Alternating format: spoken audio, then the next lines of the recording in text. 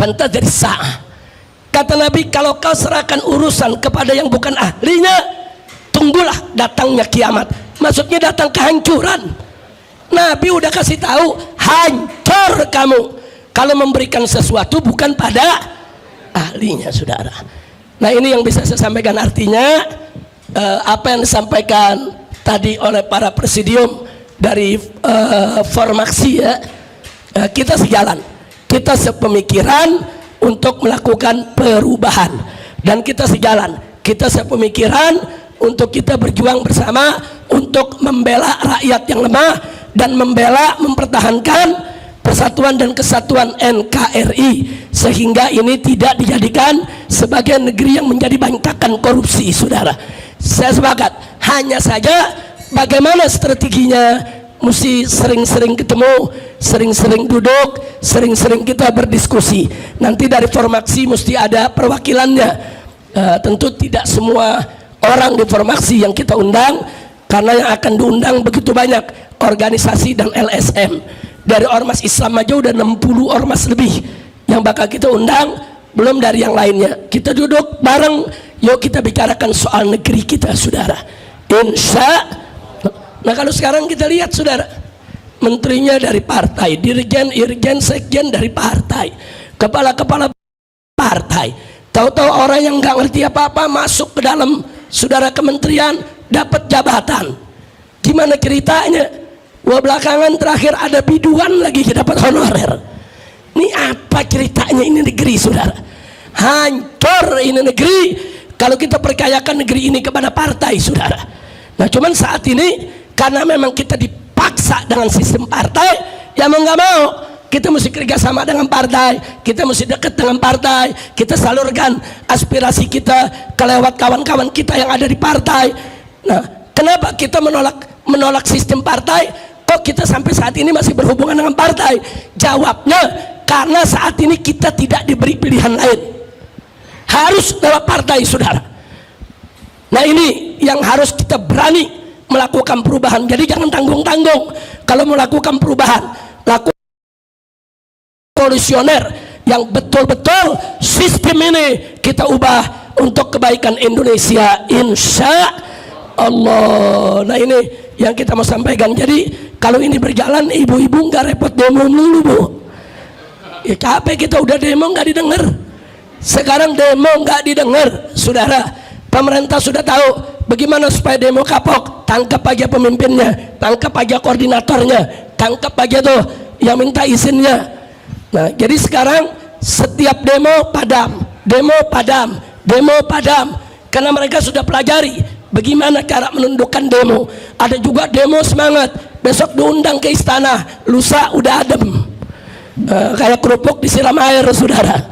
Nah, ini yang terjadi di kita punya negeri.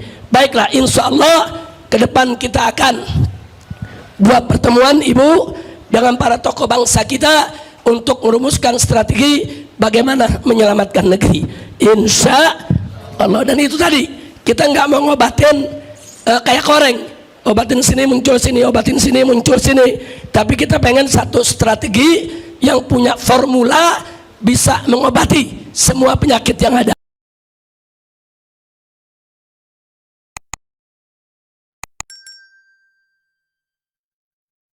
Dan gerak politik di Indonesia, saya melihat yang merusak negeri ini adalah sistem partai politik, sehingga sampai pada akhirnya seorang anggota dewan, saudara, dari salah satu partai besar mengaku, dan itu viral, bahwa untuk membuat satu undang-undang, saudara, cukup persetujuan ketua umum partai. Artinya kalau di DPR itu katakan ada 9 partai atau 10 partai, cukup 10 orang itu yang ngatur kita punya negeri. Adapun anggota dewan yang mewakili partai masing-masing hanya boleh memutuskan sesuai dengan putusan ketua umumnya. Jadi, saudara, kalau itu yang terjadi, ya hancur dong demokrasi kita. Karena sekian ratus anggota dewan tadi nggak ada maknanya, nggak ada manfaatnya. Karena kekuasaan hanya ada di tangan ketua umum partai, sehingga para oligarki busuk saudara yang ingin menguasai negeri kita cukup beli 10 orang itu saja. Beli itu 10 orang, segala macam undang-undang, segala macam regulasi bisa mereka atur yang menguntungkan usaha mereka. Kalau ini dibiarkan, hancur ini negeri. Jadi nggak usah bicara demokrasi lah, udah hancur-hancuran ini demokrasi di kita punya negeri ya ikhwan. Nah maka itu saya sampaikan kepada mereka ketika itu, belum lama ya ikhwan, sebulan yang lalu saya sampaikan kenapa kita tidak berpikir membangun negara Indonesia tanpa partai. Kita bangun negara tanpa partai. Siapa bilang negara nggak bisa hidup tanpa partai? Bisa kok. Maka itu saya mau ajak, mumpung di sini banyak alumni-alumni lulusan perguruan tinggi, saudara. Ayo sama-sama kita berpikir. Siapa bilang Indonesia tidak bisa dibangun tanpa partai? Bisa, saudara. Kita membangun satu negara meritokrasi, di mana semua jabatan di kementerian itu dipegang oleh orang-orang dari hasil karir mereka, bukan orang partai, saudara. Dulu di zaman Soeharto, saudara, Orde Baru, dengan segala kebaikan dan kejelekannya, saudara, itu jabatan politis itu hanya sampai di jabatan menteri, saudara. Di bawah menteri semua jabatan karir, saudara. Hampir semua jabatan karir, dirjennya dari karir, irjennya dari karir, sekjennya dari karir, eselon 1, eselon 2 dari karir. Nggak bisa orang luar tiba-tiba masuk, saudara, jadi dirjen, nggak bisa. Kalau bukan bidangnya, kalau bukan keahliannya, ya di tingkat menteri itu jabatan politik, saudara. Tapi sekarang ini udah rusak semua. Bukan hanya tingkat menteri yang jabatan politik, dirjennya, irjennya, sekjennya, saudara, eselon 1, eselon 2, sampai kepala bagian, saudara, sampai kepala bagian semua titipan partai. Dan maaf-maaf, ada kementerian yang dipegang oleh orang partai, saudara, sampai satpam cleaning service dari partai dia, saudara. Apa ini negeri mau diatur begini bagaimana? Makanya tadi maaf saya katakan, selama sistem multiparti ini masih ada di kita punya negeri, yang kalau satu kementerian dikuasai oleh satu partai, kemudian dijadikan ATM-nya, saudara, untuk membesarkan partainya, jangan mimpi demokrasi di Indonesia akan sehat. Nah waktu itu saya sampaikan kenapa kita nggak bubarkan lagi itu semua partai. Terus ada yang nanya, Habib, kalau nanti partai dibubarkan, bagaimana milih anggota DPR-nya? Oh gampang, DPD bisa tanpa partai. DPD para senator dipilih dari setiap daerah tanpa partai, calon independen. Kalau DPD bisa, DPR juga mesti bisa dong.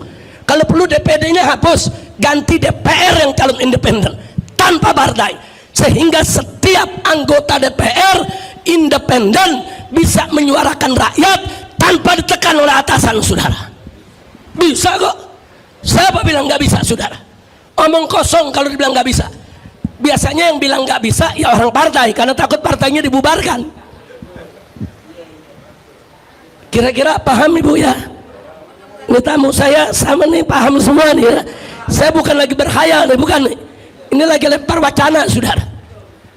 Ini wacana dalam dunia politik penting. Nah sehingga, saudara, presiden dipilih secara independen, DPR dipilih secara independen, betul-betul semua rakyat yang pilih. Negara ini bebas daripada tekanan partai, saudara. Itu pertama. Baik, andai kata pun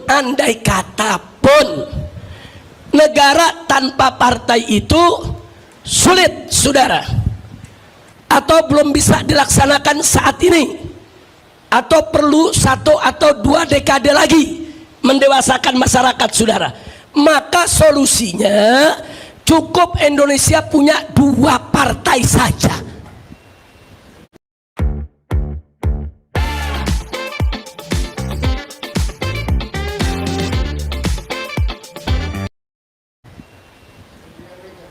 Bisa, saudara. Amerika Serikat, negara yang begitu maju, bisa kedua partai. Partai Republik, Partai Demokrat, selesai. Di Indonesia bisa. Indonesia ini dari dulu sudah terbelah, saudara. Cuman ada dua bagian. Satu bagian mendukung pemberlakuan syariat Islam, satu bagian enggak mendukung pemberlakuan syariat Islam. Simple, bikin dua partai. Partai yang mendukung syariat, partai yang tidak mendukung syariat. Silakan umat mau pilih yang mana, saudara. Simple. Dan itu lebih sehat. Kenapa lebih sehat? Kalau partai Islam yang menang, maka partai sekuler silakan jadi oposisi untuk mengimbangi daripada kepemimpinan partai Islam. Kalau partai sekuler yang menang, maka partai Islam yang jadi oposisi. Jadi negara ini, saudara, ada balancingnya, saudara, seimbang. Nah, kalau sekarang teriak-teriak negara presidensial itu nggak boleh ada oposisi, jadi semua disuruh dukung pemerintah, nggak boleh beroposisi, saudara. Nah, jadi dua partai itu juga masih boleh sehat, walaupun saya tetap kepada wacana pertama, bangun negara tanpa partai, sehingga nanti jabatan-jabatan menteri, saudara, itu bisa diambil dari jabatan karir. Presiden yang terpilih secara independen, saudara, dengan anggota dewan yang juga independen, saudara, bisa memilih para menteri dari kementeriannya masing-masing. Nah, jangan kayak sekarang. Sekarang kan banyak yang ngawuran nih. Bankir diajak, diangkat jadi menteri kesehatan. Nah, akhirnya dunia kesehatan dibisniskan, saudara. Fakta kok. Bos Gojek dari menteri pendidikan. Kalau bos Gojek jadi menteri transportasi masih logis, saudara. Nah, tapi kalau jadi menteri pendidikan, kita lihat akibatnya. Perguruan tinggi, saudara, semua dibisniskan. Menteri pertahanan disuruh nanam singkong. Ini menteri pertaniannya kemana? Astagfirullahaladzim. Ini kok jadi ngawur begini, saudara? Kenapa? Itu tadi, ini cawe-cawenya partai politik, saudara. Semua mau diambil alih oleh partai politik, semua. Mau itu kementerian, mau itu kedutaan besar, saudara, mau itu komisaris-komisaris daripada BUMN, semua mau dibagi-bagi di antara orang partai. Nah, jadi rakyat yang bukan orang partai bagaimana? Nah, ini saya pengen ini, Prof. Laila, kita buat satu pertemuan besar, kita kumpulkan semua para pakar, ayo kita diskusi. Enggak apa-apa, ayo kita berdebat. Ayo kita adu argumentasi, ayo kita adu pendapat, ide di sana untuk menyelamatkan kita punya Republik Indonesia, insya Allah. Bu, kalau kita punya negeri, menterinya jabatan karir, sekjen, irjen, sampai kepada dirjennya, semua jabatan karir. Mereka akan menguasai bidangnya. Mereka tahu penyakit apa yang ada di bidangnya. Mereka tahu bagaimana mengatasi persoalan. Jangan sekali-kali memberikan sesuatu kepada bukan ahlinya. Nabi sudah ingatkan. Apa kata Nabi dalam hadisnya? Idza wusidal amru ila ghairi ahli fantadhir sa'ah. Kata Nabi, kalau kau serahkan urusan kepada yang bukan ahlinya, tunggulah datangnya kiamat.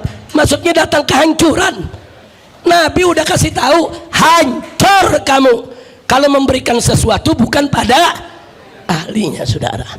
Nah, ini yang bisa saya sampaikan. Artinya apa yang disampaikan tadi oleh para presidium dari Formaksi, ya, kita sejalan, kita sepemikiran untuk melakukan perubahan, dan kita sejalan, kita sepemikiran untuk kita berjuang bersama untuk membela rakyat yang lemah dan mempertahankan persatuan dan kesatuan NKRI, sehingga ini tidak dijadikan sebagai negeri yang menjadi bantakan korupsi, saudara. Saya sepakat, hanya saja bagaimana strateginya, mesti sering-sering ketemu, sering-sering duduk, sering-sering kita berdiskusi. Nanti dari Formaksi mesti ada perwakilannya. Tentu tidak semua orang di Formaksi yang kita undang, karena yang akan diundang begitu banyak organisasi dan LSM. Dari Ormas Islam aja udah 60 ormas lebih yang bakal kita undang, belum dari yang lainnya. Kita duduk bareng, Yuk kita bicarakan soal negeri kita, saudara. Insya. Nah kalau sekarang kita lihat, saudara, menterinya dari partai, dirjen, irjen, sekjen dari partai, kepala-kepala partai. Tahu-tahu orang yang nggak ngerti apa-apa masuk ke dalam, saudara, kementerian, dapat jabatan. Gimana ceritanya? Wah, belakangan terakhir ada biduan lagi dapat honorer. Ini apa ceritanya ini negeri, saudara? Hancur ini negeri kalau kita percayakan negeri ini kepada partai, saudara. Nah cuman saat ini karena memang kita dipaksa dengan sistem partai, ya mau nggak mau kita mesti kerjasama dengan partai, kita mesti dekat dengan partai, kita salurkan aspirasi kita ke lewat kawan-kawan kita yang ada di partai. Nah kenapa kita menolak sistem partai? Kok kita sampai saat ini masih berhubungan dengan partai? Jawabnya karena saat ini kita tidak diberi pilihan lain, harus lewat partai, saudara. Nah ini yang harus kita berani melakukan perubahan. Jadi jangan tanggung-tanggung. Kalau melakukan perubahan, lakukan revolusioner yang betul-betul sistem ini kita ubah untuk kebaikan Indonesia, insya Allah. Nah ini yang kita mau sampaikan. Jadi kalau ini berjalan, ibu-ibu nggak repot demo dulu, Bu. Ya capek kita udah demo nggak didengar. Sekarang demo nggak didengar, saudara. Pemerintah sudah tahu bagaimana supaya demo kapok. Tangkap aja pemimpinnya, tangkap aja koordinatornya, tangkap aja tuh yang minta izinnya. Nah jadi sekarang setiap demo padam, demo padam, demo padam, karena mereka sudah pelajari bagaimana cara menundukkan demo. Ada juga demo semangat, besok diundang ke istana, lusa udah adem, kayak kerupuk disiram air, saudara. Nah ini yang terjadi di kita punya negeri. Baiklah, insya Allah ke depan kita akan buat pertemuan, Ibu, dengan para tokoh bangsa kita untuk merumuskan strategi bagaimana menyelamatkan negeri, insya Allah. Dan itu tadi, kita nggak mau ngobatin kayak koreng, obatin sini muncul sini, obatin sini muncul sini, tapi kita pengen satu strategi yang punya formula bisa mengobati semua penyakit yang ada.